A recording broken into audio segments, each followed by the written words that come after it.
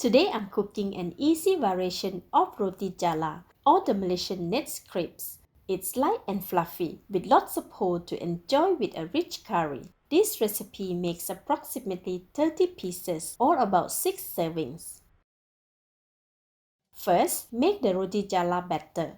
Add 250 grams or 2 cups of all-purpose flour into a large mixing bowl. Half teaspoon of salt, half tablespoon of sugar, half teaspoon of turmeric powder for a little herbal taste and bright yellow color. Whisk all the dry ingredients until well combined.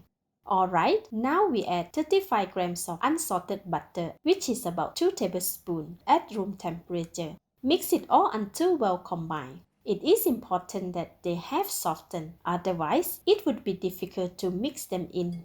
Next, crack an egg in the mixing bowl. Add 1 tablespoon or 15 ml of cooking oil, 250 ml or 1 cup of fresh milk, and whisk the wet and dry ingredient together until well combined. You can substitute milk for diluted coconut milk for a creamier taste if preferred. Alright, the batter is well mixed, but it is quite thick. Add 250 ml of water to thin the batter. Slowly mix until well combined. The water is well combined now, but the batter is not thin enough.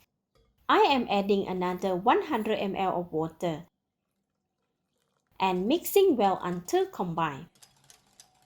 Alright, the batter is done now. It should be able to thinly coat the spoon, yet the pour consistency is like water.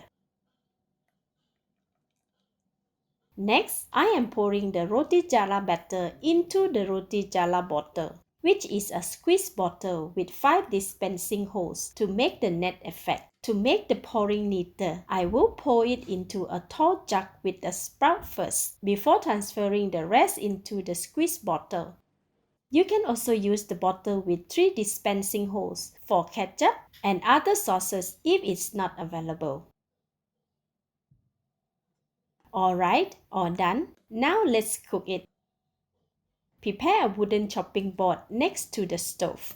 Then place a non-stick pan on the stove over medium heat. Without squeezing the bottle, carefully pour the batter in a circular motion around the pan until a thin layer is formed, which looks like a splash of art. Let's cook it for 15 to 20 seconds or until the topmost layer is dry.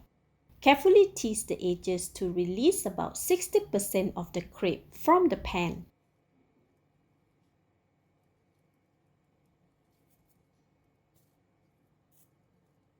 Then remove the pan from the stove and flip it upside down on the chopping board. I have lined mine with banana leaf, which is optional. Fold the left and right side inward before rolling it from one end to the other like this. Then set it aside onto another plate lined with banana leaf. Repeat the step until all the batter has been used up. To make the process faster, I am cooking the Roti Jala. Teasing the side, flip it onto the chopping board and pouring the next Roti Jala while waiting a little for it to cool slightly. Then fan it slightly to cool down. Wrap the Roti Jala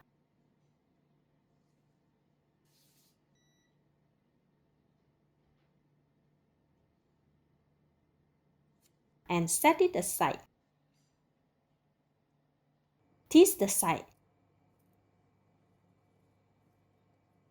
Flip the pan and pour the batter for the next batch.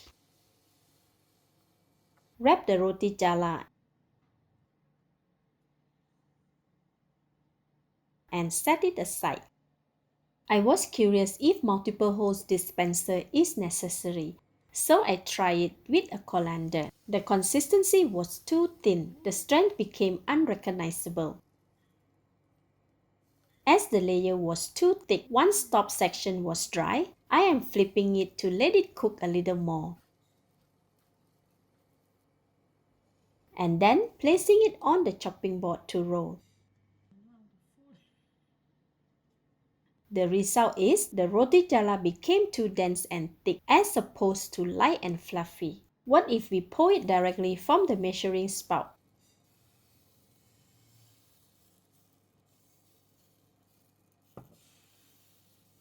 The pouring was too difficult to control, resulting in bigger splotches instead of 5 strands.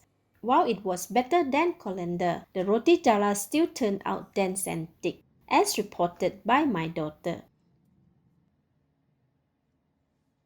I am continuing using the roti jala bottle, just lightly swirling it around the pan without squeezing it. It's best to have the strands connect to each other without them being too thick. Once dry, tease the edges and flip.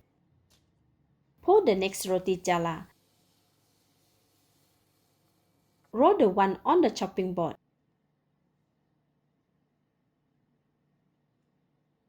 Set aside and repeat.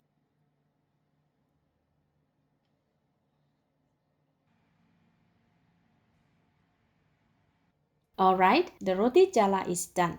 I am serving it with some chicken curry today, but it will be good with mutton, beef, or even lamb curry. You can use takeaway from the mama restaurant or make your own. I have linked the chicken curry recipe in the see more link. These roti jala crevices hold up rich curry very well. See, breaking the roti jala reveals the fluffiness in the center.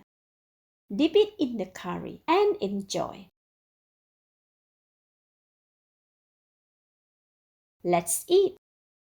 It's light, chewy, and fluffy, going well with the thick gravy. So good. This is home cooking with Somjit. Thank you and bye-bye.